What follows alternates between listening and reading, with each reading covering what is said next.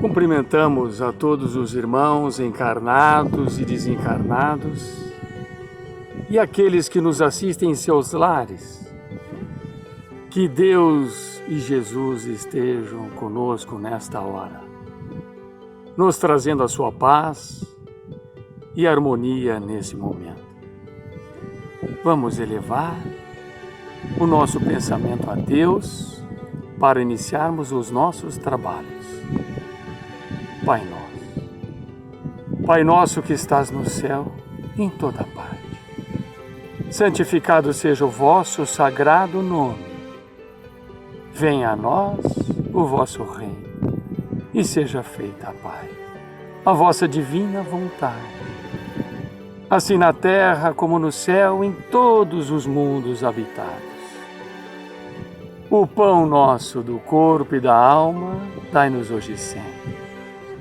Perdoa, Pai, as nossas dívidas e dai-nos o sublime sentimento do perdão, para que também possamos perdoar a todo aquele que tenha nos ofendido. Não nos deixeis cair em tentações e nem na influência dos irmãos menos esclarecidos.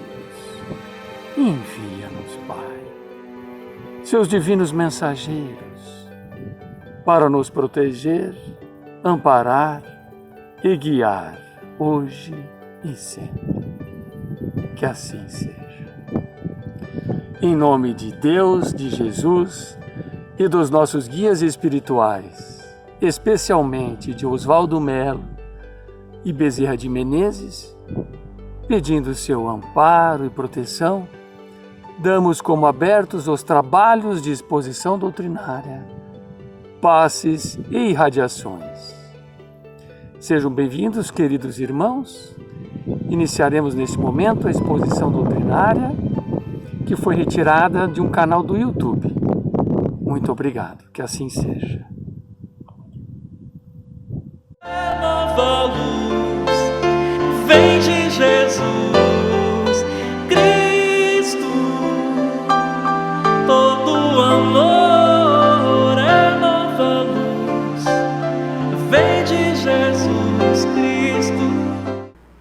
Olá, amigos! Muita paz, muita luz para todos! Nós estamos iniciando mais um Despertar Espírita pela tvnovaluz.com e pela Rádio Rio de Janeiro, 1400 AM. Muito obrigada pelo seu carinho, pela sua audiência e que Jesus possa abençoar mais esta produção do Clube de Arte e do Grupo Espírita Eurípides Barçanufo, o Recanto da Prece. Essa é a TV Nova Luz, iluminando o seu dia. Entre tantas dúvidas e questões que envolvem a vida e o ser humano, temos por certo apenas uma coisa: é que um dia nós morreremos, ou poderíamos dizer, de acordo com a doutrina dos espíritos, nós desencarnaremos.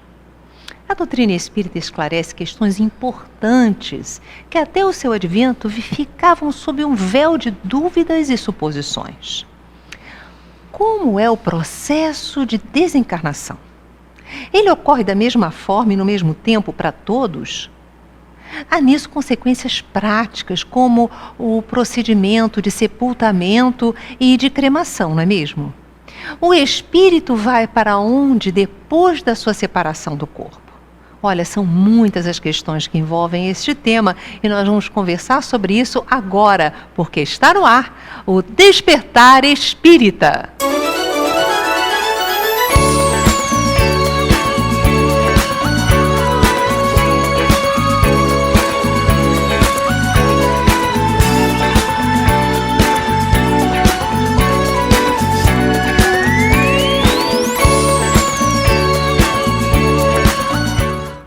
O Despertar Espírita está começando agora e nós vamos conversar sobre o processo de desencarnação, da vida após a morte. E está aqui para conversar conosco o Dr. Sérgio Thyssen. Ele é médico, cardiologista e trabalhador do movimento espírita, palestrante internacional. Dr. Sérgio Thyssen, seja bem-vindo ao nosso programa. Olá, Yasmin. Uma alegria muito grande voltar ao teu convívio, ao convívio de todos aqui do programa, e que nós então possamos realizar juntos mais esse estudo sobre este tema tão relevante para a vida humana de um modo geral. Não é? E o senhor, como médico, deve estar, assim, bastante familiarizado com a questão da desencarnação.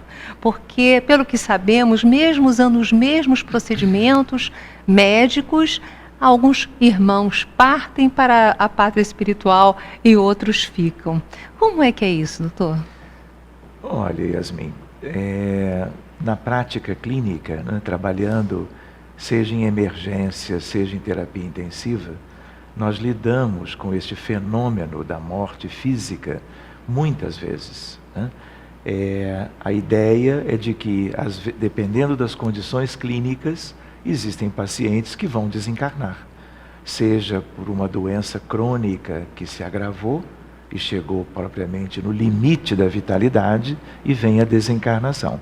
Seja, nesses ambientes, muito especialmente, a questão do trauma, de um politraumatismo grave, com consequências clínicas sérias, e mesmo com as tentativas da medicina de se salvar aquela vida, no sentido de manter a vida humana e o paciente encarnado, o paciente desencarna.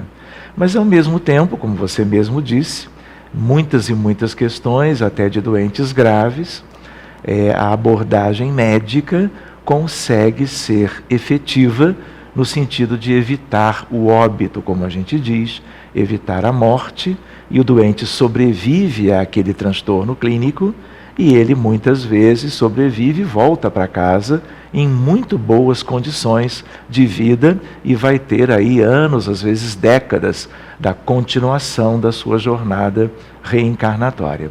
Então, o médico, os profissionais de saúde de uma maneira geral, especialmente os que trabalham em terapia intensiva e emergência, lidam com isso todos os dias. E até eu gostaria de conversar muito sobre também o procedimento daqueles que estão acompanhando, né? Há um ano que eu venho acompanhando processos desencarnatórios de companheiros, de amigos queridos, de parentes, e muitas vezes nós percebemos, até pelos quadros de evidência que se sucedem, que os espíritos ainda estão ali, alguns até totalmente dormindo, como se estivessem em estado de sono, outros ainda um pouco sem saber o que está acontecendo, mas todos recebendo as emanações dos parentes, que acabam de alguma maneira ou de outra facilitando ou dificultando essa passagem. Mas antes eu gostaria que o senhor nos esclarecesse a respeito dessas experiências de quase morte, porque, como o senhor falou, tem tantas possibilidades, né? Às vezes uns vão e outros ficam, mas aqueles que ficam algumas vezes gravam algumas experiências que tiveram nos procedimentos ali nos hospitais, fora do corpo físico. As experiências de quase morte, elas são algo assim muito inusitadas, né? São pessoas que foram se submeter a uma cirurgia de certo porte, na indução anestésica ou no decorrer da cirurgia, já devidamente anestesiados. Esses pacientes sofrem uma parada cardíaca. Com a parada cardíaca, o cérebro para de funcionar, o eletroencefalograma é isoelétrico, não há nenhuma atividade neuronal nesse período, e tudo indica a alma já tinha saído do corpo pela anestesia. Só que agora, sem oxigenação, a alma vai mais longe e desdobra com características muito nítidas, e muitos, em torno de 18%, segundo um estudo lindo que foi publicado há uns anos atrás numa revista médica de alto nível, chamado The Lancet, na Inglaterra, na Europa. E aí 18% dessas pessoas que viveram o drama da parada cardíaca e sobreviveram depois às manobras de ressuscitação, elas logo adiante se lembram e aí se referem a tudo o que aconteceu no tal período, que é um período em que o cérebro não podia funcionar, sugerindo desde logo que certas funções que são tidas pela neurofisiologia, pela ciência comum, pela medicina como sendo funções cerebrais, elas existem nesse período, sugerindo que há algo além do cérebro e que nós entendemos que tem a ver com a nossa alma, o nosso espírito. Então há uma ideia dessas pessoas se verem no alto do centro cirúrgico. E elas olham e veem elas estendidas na maca operatória, né, sendo massageadas, ventiladas para voltarem à vida, e elas estão como que vendo a si mesmos no alto, no teto do centro cirúrgico. Então essa é uma visão comum. Logo depois disso, há uma série de outras possibilidades, atravessam certos túneis longos, luminosos, coloridos, e vão se situar num lugar que nunca tiveram ideia que existisse. E nesses lugares, frequentemente, eles encontram com seus antepassados, com pessoas de suas famílias, que já não se lembravam até da sua existência, porque às vezes são bisavós, tataravós, e acabam se encontrando e conversando sobre questões da vida atual de cada um deles. Como se aqueles antigos personagens da vida familiar, protagonistas da vida de todos, continuassem existindo e pudesse haver um reencontro. Todo esse conjunto de coisas lindas, por exemplo, o cego de nascença, que como que vive esse momento de fenômeno de quase morte, nessa realidade para onde ele se inclina, ele vai ver tudo, sugerindo que a limitação da visão era apenas física. Podia ser do globo ocular, podia ser das vias ópticas, podia ser de uma doença, de uma patologia qualquer. Mas uma vez fora do corpo, eles veem como nunca viram em vida e se surpreendem com tudo aquilo. Outra coisa extraordinária é a memória. Eles têm a memória integral de tudo. Portanto, memória, consciência de si mesmos, visão, que nós acreditamos que tem a ver com o cérebro físico tão somente, através dessa fenomenologia nós entendemos que tem um outro departamento, uma outra situação. E essa situação tem a ver com o perispírito, tem a ver com o cérebro perispiritual, tem a ver com a alma imortal. Então são fenômenos que os médicos assim têm muita dificuldade para explicar, se debruçam tentando entender isto, mas como não têm uma noção das questões do espírito, eles se demoram nas tentativas e até hoje não encontram solução para uma explicação que seja razoável, vamos dizer assim. O que traduz para nós a ideia da imortalidade, da sobrevivência, da vida após a morte. E a ideia de que se esses que sobreviveram vivem essa experiência, os que não sobreviveram terão algo parecido que será definitivo. Porque para essas que sobrevivem, o coração voltou a bater. E seres de luz, como os autores dizem, que para nós são espíritos bondosos que acompanham o processo, numa certa altura, muitos desejam permanecer naquele lugar, de tão bom que ele pode ser. E aí esse espírito, eu diria, ou ser de luz, como ele é referido, ele diz assim: agora você tem que voltar. Por agora, chega. E quando ele diz isso, não adianta a vontade do outro de querer permanecer. Ele tem uma autoridade espiritual diante da pessoa e do processo. E no que ele diz isso, imediatamente ele volta para o corpo. E é nessa altura que o coração voltou a bater. A gente não sabe ainda se o coração volta a bater, respondendo às manobras de reanimação cardiorrespiratórias, porque o espírito chegou para perto, quer dizer, a alma está de volta se acoplando ao corpo, ou é o contrário, ou é o coração voltando a bater que o atrai. Mas não importa quem começou primeiro, né? O que importa é essa integração, que significa vida, significa retomada do processo, porque houve risco de morte ou de desencarnação, e as coisas seguem normalmente. Talvez seja uma maneira de nós chamarmos esse tipo de fenômeno como uma moratória. Um dos aspectos que a gente pode ter, ilustrando os mecanismos espirituais de uma moratória para um período a mais de vida. Muito interessante. Agora, nós gostaríamos de saber o que a doutrina espírita fala sobre esse processo da desencarnação. O senhor é do Rio Grande do Sul e eu, quando bem jovem, tive a oportunidade de ler uns artigos publicados pelo Hospital Espírita de Porto Alegre a respeito da anatomia do desencarne, né? E eu tenho até hoje, olha que eu devia ter uns 15 anos de idade, mas já me maravilhava com esse processo. Eu adorava, porque eu tive uma experiência de saída do corpo, então tudo que se referisse a essa questão eu colecionava. Então eu tenho, e mandei inclusive transformar em livro esses artigos. Você veja, e como interessante, né? É essa ideia de como é que acontece o processo da desencarnação. Nós não sabemos muito, né? Existem várias descrições em livros espíritas sugerindo algumas modalidades, algumas formas. A primeira ideia que nós temos que ter é que as desencarnações não são todas iguais. Então, 3 tipos completamente diferentes. Uma pessoa que chega a uma determinada idade, um octogenário, nonagenário, e que vive uma questão médica, e uma questão médica grave, que vai como que minando as forças orgânicas daquele corpo físico, e ao longo de 2 anos de uma enfermidade, ele vai lenta e gradualmente desencarnando.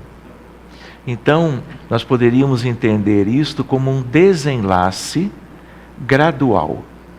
Nós nos lembramos que a nossa alma está ligada ao nosso corpo físico, uma ligação que perdura desde a concepção até a desencarnação. E o desenlace, ou a desencarnação em moldes mais lentos ou graduais, ela se dá passo a passo, e significa que esta alma vai se retirando daquele corpo. Por um lado, aquele corpo não tem mais condições de reter a alma do encarnado, e esta alma vai se expandindo de volta e naturalmente para viver na dimensão espiritual da vida. Nós vivemos nessa dimensão também todos os dias. Por exemplo, quando nós adormecemos, nós estamos fazendo uma espécie de um desenlace.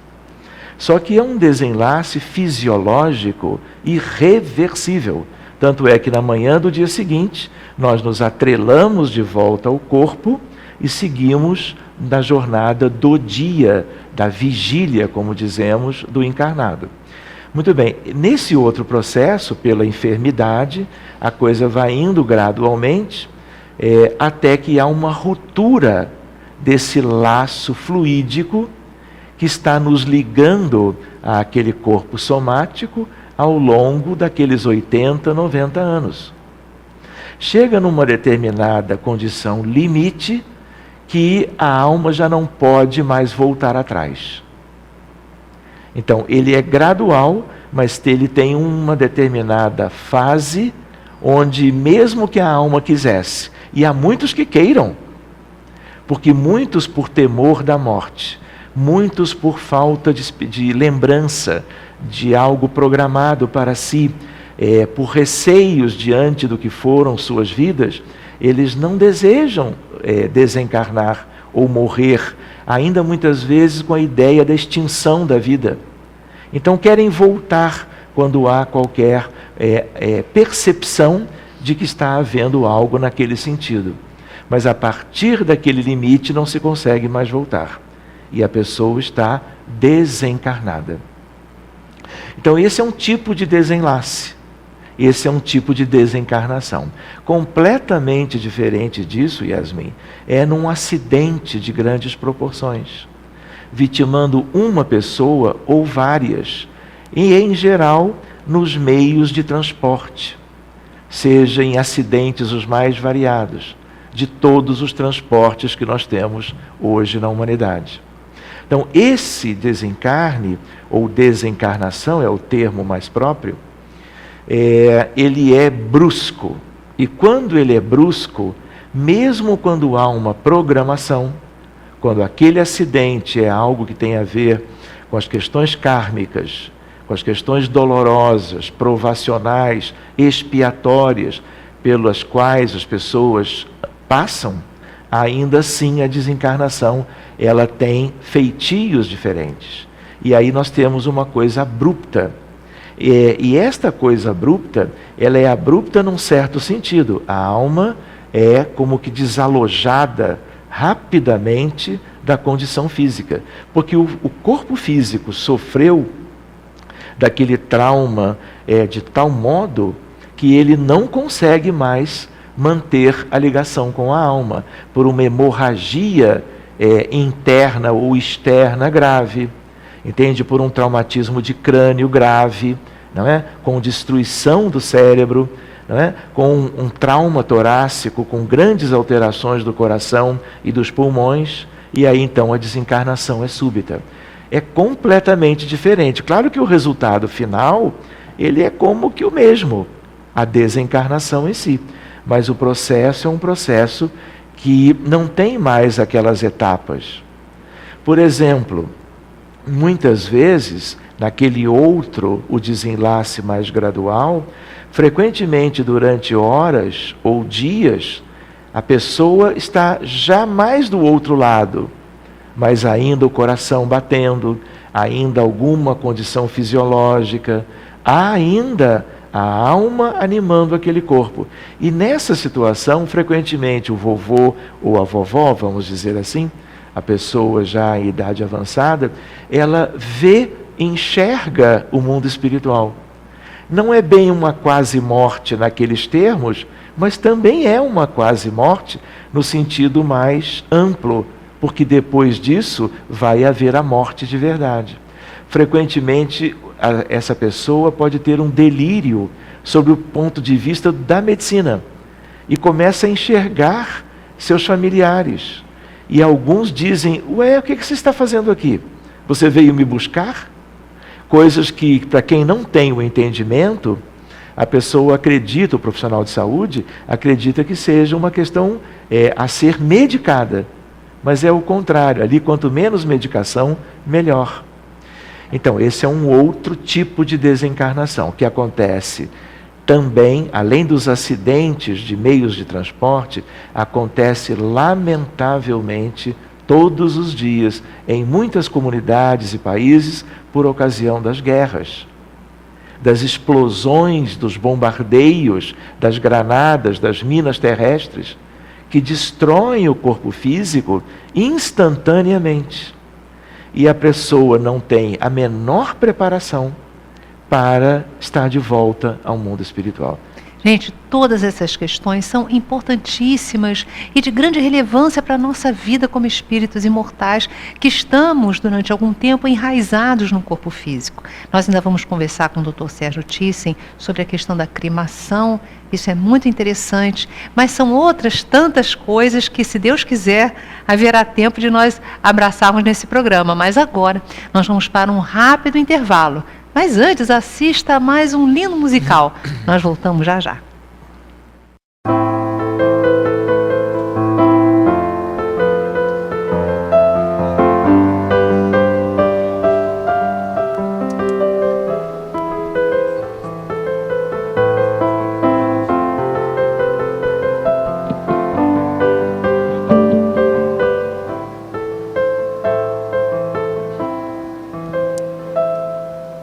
Um sentimento me ronda.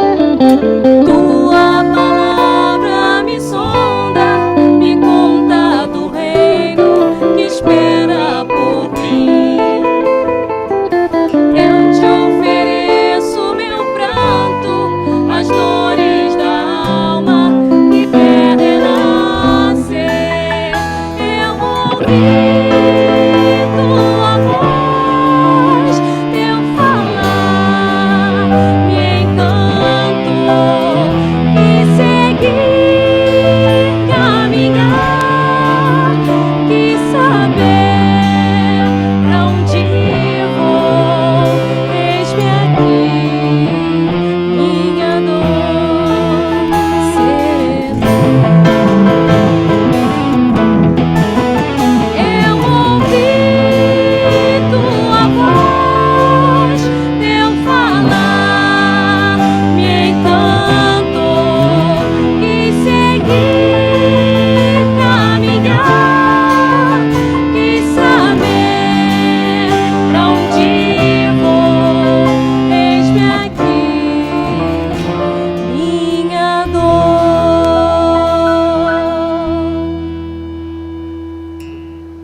serenou.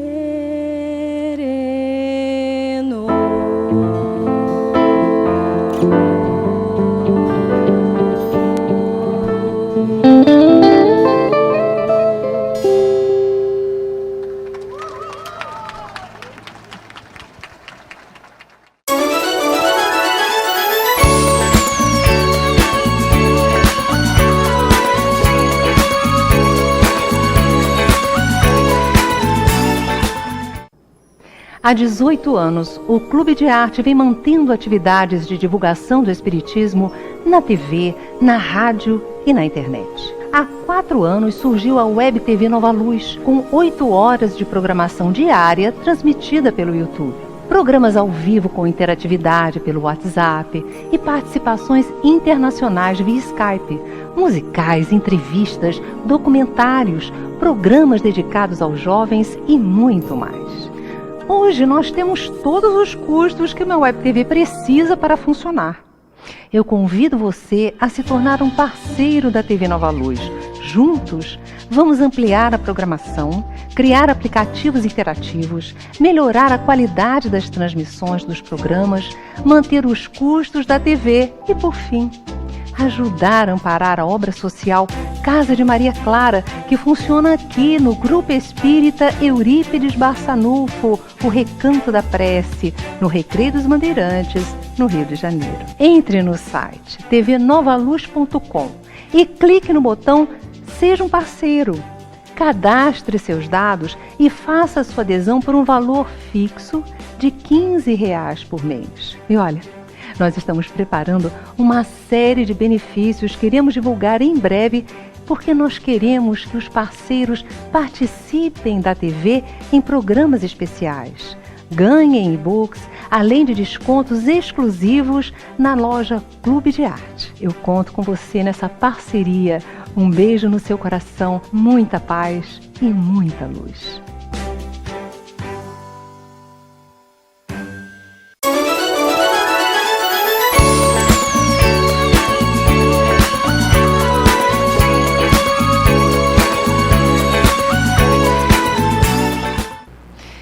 Estamos de volta, meus amigos queridos. Nós estamos conversando com o Dr. Sérgio Thyssen a respeito da vida após a morte.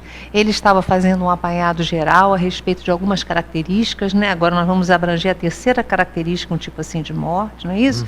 Mas eu gostaria de falar que daqui a pouquinho ele vai conversar conosco a respeito da cremação, falando do que nos orientam os benfeitores espirituais a respeito do assunto.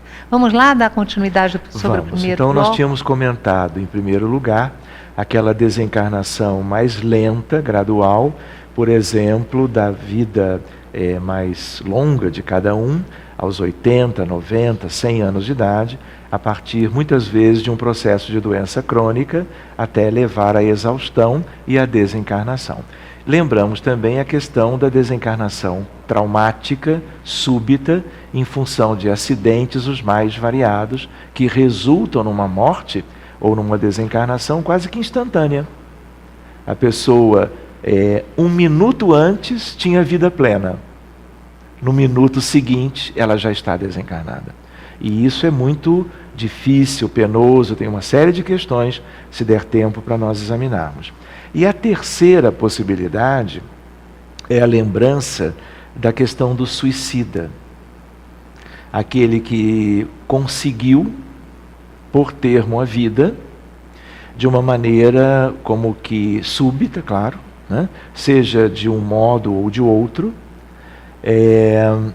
Essa desencarnação, ela é também traumática, não pelo trauma físico como nos acidentes. Tudo vai depender de o que a pessoa fez, como que ela buscou desencarnar ou morrer com a falsa ideia de que a vida então acabaria e os seus problemas todos deixariam de existir, né?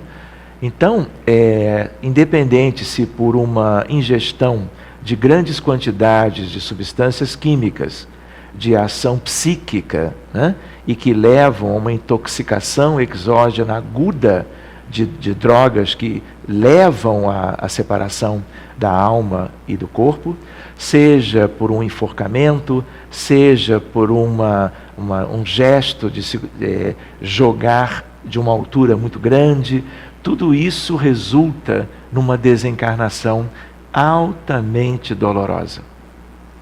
Como que cada um vai lidar com isto na vida imediata de além-túmulo depende muito de quem é cada um que comete o gesto. Mas as consequências são muito penosas, porque a desencarnação ela é traumática e quem tem esse gesto é diferente do acidentado. O acidentado podia estar, como se diz hoje, de bem com a vida, indo para férias numa viagem qualquer. O suicida, além da questão física brutal, né, ele também tem a sua vida modificada por um sofrimento prévio, que, aliás, por uma série de condições, o levou àquele gesto. Então ele tem também problemas morais não resolvidos, dificuldades que ele viveu nos últimos anos, nos últimos meses. Tudo aquilo está dentro da realidade psíquica dele, da realidade moral e espiritual. Então há um somatório entre questões de aflições pessoais e questões que vão traumatizar o corpo de uma maneira muito grande, muito forte, resultando na desencarnação. Então, esse somatório, ele leva a grande sofrimento. Não tenho dúvidas, e todos nós sabemos pelos relatos, que inclusive convidamos os companheiros a mergulhar e a conhecer Memórias de um Suicida, escrito por Camilo Castelo Branco, né, através da mediunidade santa da nossa querida Ivone do Amaral Pereira, né? Isso mesmo. É maravilhoso, a gente conhece esses relatos, o fato de podermos conhecer é maravilhoso, mas são muito tocantes e envolvem um sofrimento muito grande. O que a gente queria lembrar também, Yasmin, antes da cremação, é a ideia de que o processo da desencarnação, a chegada no mundo espiritual, o tipo de consciência que se vai ter, de imediato ou a longo prazo, quanto à desencarnação, varia imensamente de pessoa para pessoa. Eu diria, de espírito para espírito. Então, quer ver um exemplo interessante? Uma vez eu estava morando em Porto Alegre, um amigo daqui, médico também, me ligou dizendo que um colega de turma muito querido tinha sofrido um determinado acidente de automóvel na época do carnaval e desencarnaram vários da família. Ele próprio dirigindo o carro, alguns dos filhos, sobreviveu a esposa. E aí um determinado médium, amigo comum de nós três, que você conhece, Newton Boechat, Claro. querido, saudoso, ele disse assim: Gilberto, eu tenho uma visão desse nosso amigo devidamente bem recebido no mundo espiritual e numa espécie de um hospital, tudo branquinho, e ele com uma atadura na cabeça, sugerindo que ele teve traumatismo de crânio, e mesmo já desencarnado, o perispírito ainda se ressentia desse trauma, e ele estava sedado, dormindo, muito sereno, mas junto de um outro filho nas mesmas condições. Já um outro filho que desencarnou no mesmo acidente, um rapazote, ele de pezinho, sorridente, com uma aparência linda, como que tomando conta do irmãozinho e do pai. Olha só. Desencarnou pelo mesmo tipo de processo, no mesmo momento, e por ter uma condição diferenciada, ele já se coloca cuidando dos dois que mereciam ainda alguma atenção. Outra coisa que a gente lembra, Yasmin, que eu acho que vale a pena tocar nisso, há por ignorância, uma demora muito grande, muitas vezes, do indivíduo que desencarna se dar conta de onde está, se dar conta do que realmente se passou. E muitas vezes os espíritos, no mundo após a morte, no além-túmulo, no mundo espiritual, se demoram muito nesse período de adaptação, até que despertam. Eu até costumo dizer que às vezes é como se só depois de um determinado atendimento, de um determinado benefício a eles, eles vão ser então favorecidos, vão se dar conta e aí eles completam a desencarnação. É muito interessante, né? E os amigos espirituais amorosamente envolvem a todos, e nós que trabalhamos há anos, obviamente de forma voluntária, na Casa Espírita como médiuns, nós percebemos claramente a quantidade de espíritos, de pessoas que desencarnam sem ter noção que morreram, aí chegam aqui, desencarnaram, né? Retiraram a veste de comida no falar dos Vedas, que chamam o corpo de veste de comida. Olha só que coisa interessante, né? Veste de comida. Então, não estão achando que desencarnaram, porque, afinal de contas, continuam se sentindo uma individualidade, continuam percebendo o próprio corpo e não entendem esse processo. É verdade, que havia um outro corpo mais denso, que agora já não existe mais. Né? Quer ver um outro exemplo que mostra a dificuldade das pessoas que vivem na Terra de viverem esse processo? Em algumas vezes nós vamos atender alguém à distância que está numa situação grave de terapia intensiva, num leito de um hospital. Pode ser o Hospital Pedro Ernesto, pode ser o Instituto de Cardiologia de Laranjeiras, pode ser qualquer outro. E aí os médiuns da equipe começam a se aproximar para verificar o que é preciso para ajudar aquele paciente, para que ele evolua bem medicamente, clinicamente, e possa sobreviver e voltar para casa. Todo caso grave de terapia intensiva, de doença clínica importante, tem espíritos vinculados ao caso.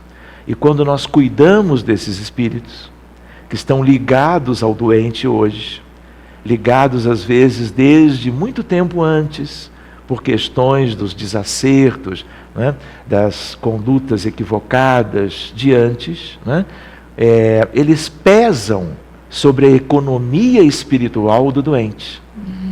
Então, quando nós cuidamos deles, ampliando essa medicina, eles são resgatados, desligados do caso em questão e são levados para uma esfera melhor.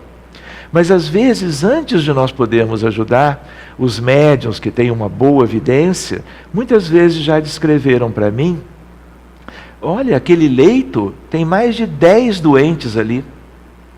Olha uma questão curiosa, como é terapia intensiva, muitos que desencarnaram, vamos dizer, no leito 9 daquela enfermaria de terapia intensiva, foram centenas ao longo de 20 anos.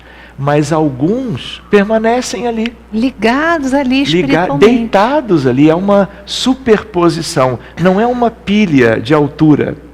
Um não fica sobre o outro. Porque estão em vibrações diferentes. É exatamente isso. É um entrelaçamento, de certa forma. E sabe uma coisa que é curioso? Existem casos que internam em terapia intensiva e quando você faz a internação, você tem uma ideia de um prognóstico. Esse doente deve evoluir bem. E aí no dia seguinte, ou 2 dias depois, quando ninguém da equipe espera, ele tem uma crise, uma parada cardíaca e muda tudo. Quando nós vamos atender do ponto de vista espiritual, à distância, lá no centro espírita, o que acontece? Muitas vezes se dá conta que aqueles empilhados ali, sem desejarem prejudicar ninguém, é aquela vibração de sofrimento, eles ainda vivem. E aquela vibração de sofrimento, ela é vibração, então ela irradia. E quanto mais perto alguém está dali, seja o paciente que agora está deitado e internado, seja o profissional de saúde, todos podem se ressentir daquela influência. E quem é o mais vulnerável? É o doente recém-internado. Então, olha que coisa curiosa, né? A influência de recém-desencarnados, esse recém pode ser de muito tempo, na influência que ele pode gerar para o paciente mais novo. Por isso que a espiritualidade que nos acompanha, eles dizem assim, antes de tudo, Sérgio, vamos cuidar dos que se acumularam ali. Olha só, quanto aprendizado, não é? E ainda percebemos algumas questões que vale a pena nós tocarmos, entre elas a questão da cremação. Então, a questão da cremação é uma tendência mundial, né? De haver a destruição, né, pelo fogo do corpo físico, né? Haja vista que ele já não tem nenhuma importância. Ele não terá nada em si que seja útil a ninguém, né? Então, essa é uma tendência. E a gente lembra que isto faz sentido, do ponto de vista espírita, né? A ideia de algo que não resulta em nenhum proveito, que isso seja extinto, né? E a ideia de que a essência da vida não depende daquilo ali, aquilo é descartável, especialmente após a morte. Na verdade, nós não somos isto que as pessoas veem. As pessoas veem o corpo. Nós somos espíritos, almas, com uma vestimenta que é vista por todos. Uma vestimenta física, carnal, que tem uma enorme importância, mas ainda assim é tão somente uma vestimenta. Então, a partir da desencarnação, esta vestimenta é descartável. E o processo de cremação é a tal tendência. O que é uma preocupação? E não é apenas na questão da cremação. É uma preocupação para qualquer situação de desencarnação em si e o que vai acontecer com o corpo, né?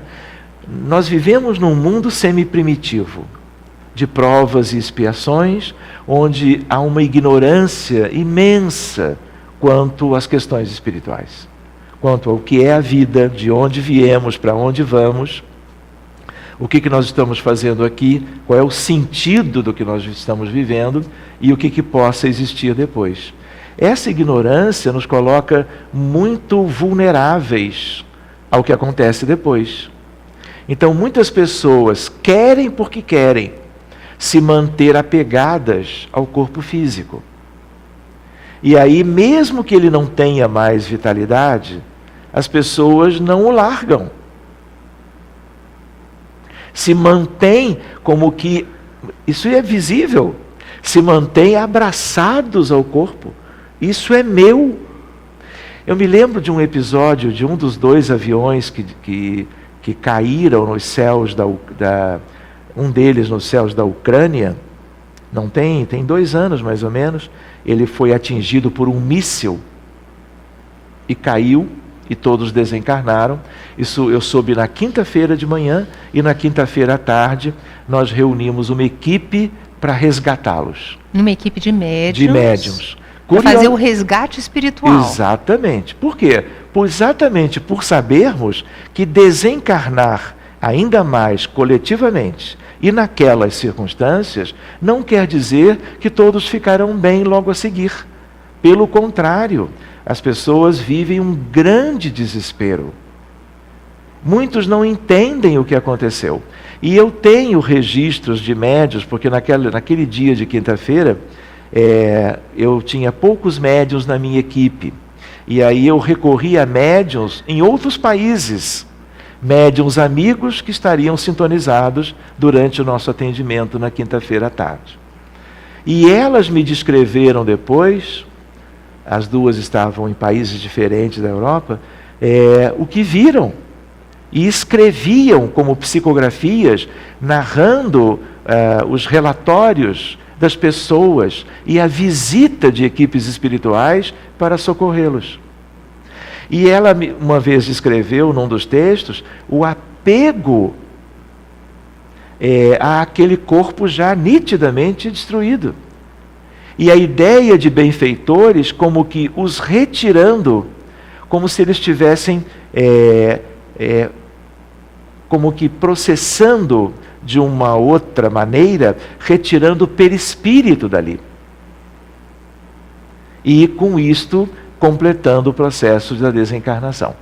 Então, isso é muito variável. A gente entra nesses contextos para acelerar o processo de resgate e de recuperação. Por quê? Porque, às vezes, olhando e tentando atender certo tipo de contexto de um doente clínico, nós vamos a uma guerra 300 anos antes. Porque aquelas pessoas estavam ligadas. E aquilo foi um karma coletivo em virtude daquela situação. Exatamente. E às vezes a guerra de 300 anos atrás, ela ainda existe no mundo espiritual. Ela ainda é viva. E há o ressentimento, há a vontade de guerrear, e muitas vezes o campo de destruição é ainda pendente. Então, o que a gente aprendeu? Que desencarnar não é tudo. Que desencarnar pode significar ainda décadas ou séculos de estagnação espiritual ali do outro lado da vida. E é como se houvesse, num mundo atrasado como o nosso, uma necessidade muito grande de auxílio, de ajuda a esses desencarnados ao longo da história do planeta, requerendo ainda uma ajuda externa, porque eles não têm condições íntimas pessoais e conhecimento, discernimento para se livrarem daquela situação e chegarem a uma atmosfera espiritual, uma esfera onde poderão retomar o processo evolutivo. Bem, assim, olha só quanto material para a nossa reflexão. Aí valem duas questões que eu ainda quero fazer antes de nós finalizarmos o programa. Primeiro, como nós podemos ajudar aqueles que nós amamos e que partiram para a pátria espiritual? E que nós podemos ficar preocupados por não sabermos se ainda estavam se já estavam em condições de partir, em condições emocionais, né?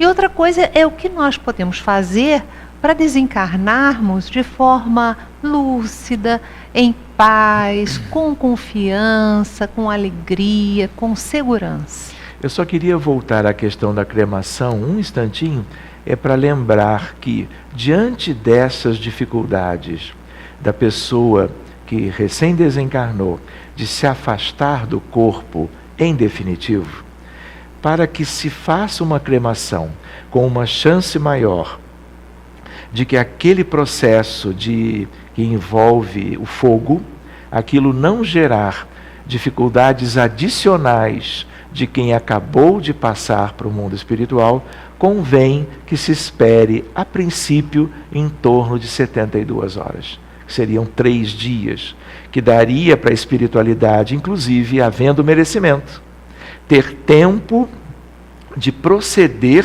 a mecanismos de retirada completa daquela alma em relação àquele corpo. Então é só para lembrar que, em geral, não convém uma cremação imediata. Essa é uma ideia para não se perder de vista. A outra questão é a ideia assim: a nossa desencarnação ela vai ser de acordo com o programa reencarnatório, merecimento e condição moral espiritual. Portanto, há uma variabilidade enorme, né? Então, de regra, aqueles que ficam devem se valer de ter ajudado, havendo um prenúncio de que a desencarnação estaria por ocorrer, de se cuidar daquela pessoa enferma, por exemplo, bem antes da desencarnação de fato se completar. Cuidados em relação à leitura edificante, a ideia da oração, do culto a questões que são positivas para o espírito, independente de estar do lado de cá ou do lado de lá. Especialmente a questão da prece, a questão do diálogo amoroso, a questão que possa trabalhar o sentimento de culpa. Quantos dramas familiares, quantas desavenças, quantos interesses materiais envolvendo os relacionamentos humanos, quantas coisas que não são próprias, tanto para o encarnado, muito menos para após a desencarnação. Então, na medida que há uma percepção por uma doença diagnosticada, que normalmente resultará lá adiante na desencarnação, que já se comece a trabalhar agora, auxiliando aquele que vai viver mais cedo ou mais tarde essa questão. Então, a preparação tem que começar antes. No fundo, se nós pensarmos bem, a preparação deve começar na infância, na juventude. Que tipo de vida nós vamos levar? Como é que é o processo educativo que nós temos dentro de casa? Como é que nós vamos mostrar o que tem valor e o que não tem valor desde a fase da infância? Não é? Então, na verdade, a preparação para a morte, ela deve se dar em vida, não é? Como você ensaiou na sua segunda questão. Então, nós não podemos perder isso de vista. Mas, se nós perdemos todas as etapas por um despreparo, uma desconsideração, uma ignorância do valor destas coisas de nossa parte, nós ainda podemos remediar. Mas aí é remediar. Já aconteceu. Nada de melhor foi feito. Então, o que nós podemos fazer? Nos reunir e orar. No sentido da oração sincera, transparente, não nas questões mecânicas, que tem um valor, mas talvez não alcance aquele que está num período de crise, é a crise da desencarnação. Então nós temos que cuidar, nós temos que reunir, nós temos que, se não fizemos isso antes, devíamos tê-lo feito, mas se não fizemos, façamos agora, emitindo para aquele que recém se foi, o melhor que nós tivermos dentro de nós e solicitando aos benfeitores espirituais, aos anjos de guarda, aos protetores da família, da sociedade, né, que possam fazer algo dentro da lei de amor e de justiça e da questão do mérito a favor daquele que se supõe possa estar de algum modo sofrendo no mundo espiritual. Gente, olha, essas considerações são tão importantes para a nossa vida. E eu sou infinitamente agradecida a você por tê-las trazido aqui para todos nós. Muitas reflexões, não é? E há sempre uma forma de nós melhorarmos o nosso processo desencarnatório. Vamos começar agora, né, Thyssen? É verdade. Todos nós. Muito obrigada, sim, pela sua presença. Tudo isso, Yasmin. Muito obrigado a você. Muito bom. E a você, meu irmão, minha irmã querida, um beijo no seu coração. Vamos levar muita alegria, muita confiança, muita fé para a nossa desencarnação. Ó, um beijo no seu coração. Meus irmãos, vamos nos preparar para as bênçãos do passe. Para recebermos estas transmissões de energias positivas, devemos nos colocar física e mentalmente à disposição dessas bênçãos. Vamos nos sentar corretamente nas cadeiras, descruzar os braços e pernas, fechar os olhos e elevar nossos pensamentos a Deus e a Jesus, numa prece sentida, pedindo forças e coragem para podermos lutarmos e vencermos todas as nossas dificuldades. E nesse momento, que os trabalhadores das falanges de Oswaldo Melo e Bezerra de Menezes possam visitar a cada um de nós, em nossos lares, onde estivermos, e derramando bênçãos de paz, de saúde e de amor.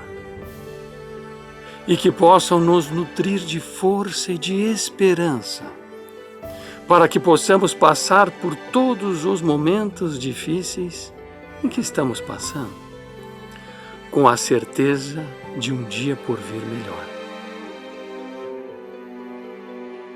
Em sentimento de gratidão, irmãos, sintam nesse momento todos os eflúvios da espiritualidade amiga, sendo derramados sobre cada um